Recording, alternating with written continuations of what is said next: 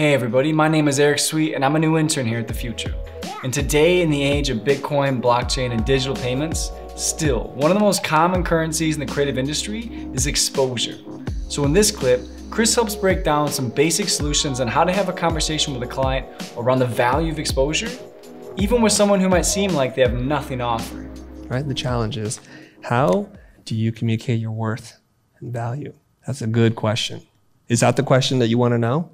Yeah, I guess just how the two are related was, I was just saying, I think like people just have expectations that design is free. I think maybe more so related to what Christian was saying, like because there are so many like websites and online programs and things that like you can design your own stuff for free, or there's just like a bunch of free graphics. Okay.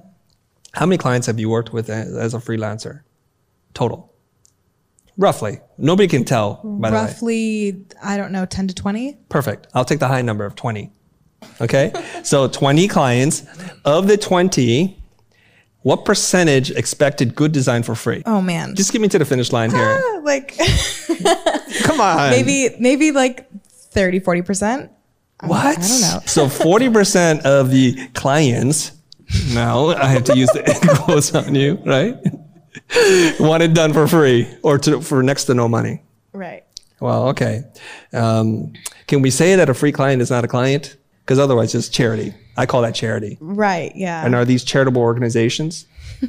Are they? No. No. So that's usually when I give them the one finger salute. You know what I mean? I'm not going to do it, right? Just like take a long walk off a short bridge or go swimming and hold a big rock. That's what I usually feel about those people, right? Like I don't need you in my life, because we have to distinguish charity, right, from clients. Big difference. Right. They have a cause and they truly are broke. They really are broke, most of them. They have no cause. Their cause is capital. Okay? And they're not broke, they're just broken. No, really. They are. Because they're willing to take advantage of people who are in the greatest need of opportunity. They never take advantage of the big firms. I shouldn't say never. They rarely take advantage of the big firms. Okay? So we need to distinguish the two. So somebody who has money, who can pay, who's in commerce, should pay a fair market price for the creative services that you do. This is wonderful now. So now we've established you have not 20 clients, right? Right. How many clients do you have? You have 12, okay? Mm-hmm. Because 40% were bad. Now, of those 12, now we'll focus on this. So you've had, I would say, a total of 8 bad clients. And we're going to label them bad clients because that's what they are. Okay? You have 8 bad clients and you're struggling with this. And one of their excuses to you is, well, isn't it really easy? And don't you have all these tools? And I could just call Fiverr and do this? Kind of. Well, I think a more common experience for people working, I think with peers specifically, is like people our age don't have like a super large budget to spend on design, / they have those expectations as well. People your age? Yeah. Really? How old are these people? Like early 20s. Like 24? Well, yeah, I mean like 20 to 24 maybe. Okay. Yeah, sure. So we're going to make another broad statement. People that are 20 or 24 are just broke. Is that right? Yeah. They are? Kind of? You're like looking at each other like, yeah, we know what that feels like. Yes. And they're starting businesses? Different types of clients, I guess. Like, are you talking about classmates that are clients?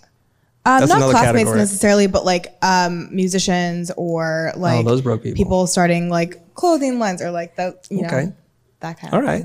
Sure. Okay. So you may consider artists, musicians that are your charity case. Do you consider them your charity case or not? Put them in one of 2 categories: charity or clients. Man, I want them to be able to be clients. Because you want the cheddar? Yeah. Really? Sure. So it's like, forget about them then. No more charity. Maybe your new rule has to be, I'm going to do 10 clients before I give 1 away.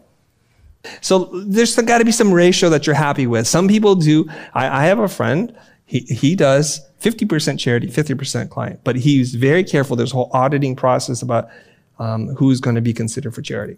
So if they don't have money, We have to go back to ancient times. People didn't trade with money before. They have things of value that are not based on currency. What could a band give you that you think would be valuable? Well, I think that ties in a lot is like, I think a place that all of us are in is like portfolio building and publicity. And so I think that's a big thing with like jobs that you're not paid for. Is I think a lot of people believe in this idea of like paying with exposure, which is like very frustrating. I have some exposure bucks at home. I'll give you later. Okay. Literally, I do. Somebody made them. Send them to me. Okay. Let's say that you're going to do something for a band, right? What market value would you place on whatever it is you do? We don't need the specifics. Just give me a number. Oh boy. Just say a number. It doesn't matter. Okay. 100,000? $100 bucks? I don't know. You're not going to pay off that loan on a $100 job. Are you kidding me? Are you watching our channel? Oh my God. Are you watching our channel? No. Okay. That's why. You've done $100. Try again. You get 3 guesses. See, this is why I'm asking this question, is because I have no idea what my worth is. This is like Family Feud. Your first guess is burn. You have 3 more. You have 2 more guesses now. What should you charge? Come on. God, I don't know. 1,000. I don't know. Let's say $4,000. Okay, perfect. Okay, so that was strike 2. You only get 1 more strike. Okay. Let's say what you want to charge them for what you're doing. Now I'm starting to question your whole 12 clients now. Okay. 4,000. 4,000. Okay. Okay. $4,000. You say musician, you want something done, it's going to cost you $4,000. They say to you, boo-hoo, we're broke. You know, sad story, we don't have any money. We're just musicians, is all we know how to do, right? Yeah, I go, okay, fine. What are you going to give me? What are you going to give me that's worth $4,000? It can't be exposure because they can't even give you exposure. Yeah. You can get yourself exposure. You can get yourself the portfolio piece, but that's on you. That doesn't count against this $4,000 debt they have. What could they give you? Let's get really creative. You guys are creative people. Let's try and figure out what can they give you. Tickets. Yes. Concert tickets, right? Yes. Do you like their music? Yeah. Look at that. Yeah. This is so fake. Okay. That's really fake. Yeah. So you didn't like this band you're working with. This is truly not charity then. Concert tickets. Okay. So what are concert tickets cost? What do they cost? If it's a good concert, Small band, probably small more band. like, I mean, come on. Okay. Yeah. Yeah, basic cover charge. Yeah. So it's Yeah, $15. That's going to be a lot of concerts you're going to be going to. What else can they give you that's valuable? Don't bands have merch? Yeah. They have merch. Okay. So there's the value on the merch. Put a $sign on that somewhere. Yes. A guitar. A guitar, because they do that, right? They can't give you the tools in which they need because they'll be like air guitaring the rest of the time, right? Right. Okay, so they can't give you the guitar. What else can they give you? They could give you connections, like referring you to other bands or other people in your business. Okay. Yes, they can refer you. That's the minimum they can do. So they'll tell all their band friends that have no money, that pay nothing. So it's like, you're going to be in debt forever. This is the problem. It's true. Referrals are valuable from valuable people. This is the problem. It's like, I got 4 homeless friends. You guys want to help them? Cool. All right. So a referral. Okay. Yes. That might be valuable if you can trade those in for money. Is there anything else they can do? Yes. You can invite this band that you don't like to play at your birthday. Right?